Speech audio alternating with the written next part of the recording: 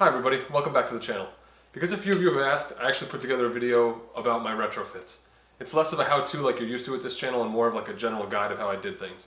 I filmed it really early on when I started the channel and I was never really happy with the content that I had, which is why I never posted it. But a few of you guys have asked and are curious, so I figured why not. As you can see, I've still got the light, so if you have any questions, feel free to ask. I can refer back to what I did here. And I hope you guys enjoy, find it helpful, and as always, thanks for watching.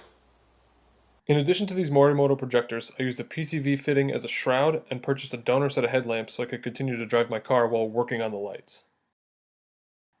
Start by opening up the back of the headlamp and taking out all the guts. Take out bulbs, wiring, everything you can. Once you've completed that, you want to take off the headlamp lens. Start by removing the 4 clips around the outside edge of the lens. Now it's time to tackle removing the lenses themselves.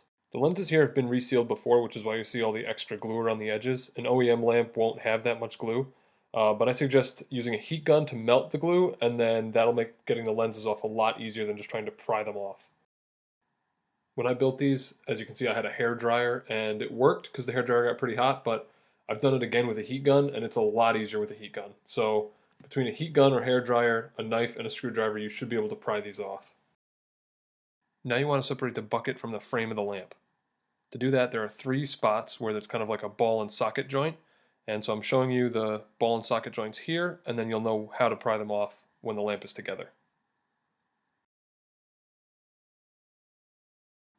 The best way to do it is to take a large screwdriver and open up the socket portion with the blade of the screwdriver and then pull the 2 pieces apart. Unfortunately, I don't really have a good shot of that because I didn't have a tripod when I filmed this, and I needed both hands to do that process. You can do this before or after you have the lamps apart, it doesn't really matter, but you can pull the little reflector cap out because you won't need this for projectors. Here's another shot of the PCV coupling I use as the projector shroud.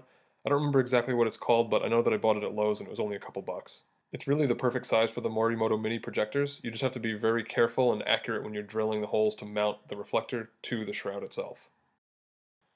Now this is where the fun begins. We have to locate where we want the shroud to be because we're going to cut out the headlamp. I decided to kind of eyeball it from the front so I knew where it would sit, but then ultimately mark it from the back because that's where I wanted to cut from since it would be easier because of the convex shape. There's a variety of methods you could use to cut a hole in the bucket. I'm sure a hole saw would work, but I used a Dremel with a cutoff wheel and it worked great. I just started hacking away and then I ultimately smoothed the circle out with one of those barrel sander things that you can get on a Dremel. Here's the hole completed in the bucket of the headlamp and the shroud interfacing with it. I took a lot of care to make it a really tight fit. I didn't want to have to Bondo it or something to fill that gap. I wanted the shroud to fit nicely over the lens portion, so in order to do that you kind of have to bore out the center of the PVC piece so that the lens will slide back in behind it. Just like when I cut the reflectors up, I used the same idea, Dremel with the cutoff wheel and the barrel sander to smooth it all out when I was done. Once I was happy with the fitment of the lens to the shroud, I mounted the reflector to the whole assembly. The screws weren't perfect, but you can see with the plastic bushing that they were a tight fit, and to the day I took them off the car, I never had an issue. Unfortunately, I don't have any video for the remainder of the assembly process. It was done at my friend's house where we couldn't really shoot video while we were doing it, but I can still explain it to you. We installed the light into the car, wired everything up, but didn't secure the shroud to the actual headlight yet. I knew that if I angled the shrouds improperly, I wouldn't be able to get the headlights into adjustment and they'd sit either too high or too low.